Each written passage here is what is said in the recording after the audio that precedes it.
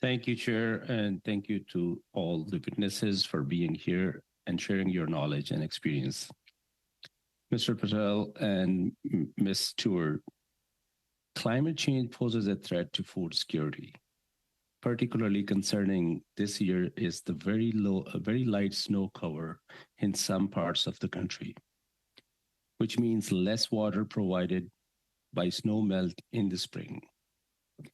If that is followed by a dry summer crop, yields might be considerably lower. I know that farmers are quite resilient and apply crop science to meet challenges. Could you tell the committee about emerging plant science technologies that might mitigate the effect of water scarcity on crops and crop yields? Yes, well, thank you for the question, and I think it's very pertinent in the sense that if you've heard of CRISPR technology and gene editing, it's kind of the new scientific discussion being talked about now. But in agriculture, it's here and now, and certainly we've had a lot of genetic engineering over the years to make better crops, more resilient crops. But now with the promise of gene editing, this can happen much faster and at a much less expensive. So it brings the entrants can be smaller companies, can be public breeders, universities, not just the larger multinationals that have typically been the founders of the gene technologies up till now. So that's a very promising technology. But again, the regulatory environment that I mentioned in my remarks is really critical because we've been working for 7 years sort of paving the way for gene editing so that CFIA and Health Canada could accept a submission and know how to approve it and how to regulate it. And that's the part that I think we really need a collective whole of government approach, is that if we want Canada to be at the forefront of innovations and some of these technologies, including drought-tolerant crops, crops that are better adapted to some of the climate stressors that we have, short stature crops that are more resilient to wind. There's all kinds of innovations. We've got to make sure that our regulatory environment enables those products. And that's part of the work that we do, is really to create that environment for our members.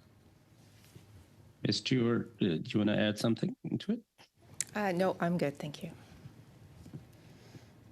Okay, to Mr. Patel, Ms. Stewart, and Mr. Fisher, we have had some testimony during this study expressing concerns about the lack of incentive for farmers to prevent agricultural runoff into rivers, streams, and lakes, and the resulting threats to water quality. Could you suggest how this situation might be improved? Yeah, go ahead, start. Thank you for the question. In fact, it came up, I think, during the last session a little bit with Nutrien. We work with a partnership, collaborative in Ontario called ALICE, which is the acronym for Alternative Land Use Services. It's a fantastic program that is able to engage farmers directly and other partners to look at edge of field solutions. So that could be taking out marginalized land and putting in habitats that are positive for addressing climate change, that are positive for biodiversity. And because the farmers are making a decision to take that land out of production, they're getting compensated for that, just as they would for selling a crop. So I think when we can look at these types of innovative programs where a farmer is able to get a benefit for taking that marginal land out of production, and you see nature benefits as a result of that, I think that's a win-win for both the farmer and for government. And so I would look at how does the government play a role in enabling and providing funding for those types of programs, because they work and they're farmer driven. Thank you. Mr. Fisher, how do you think Canada can build a plan to protect and restore the Great Lakes over the next 50 years as they continue to face challenges from a growing population and industrial activity?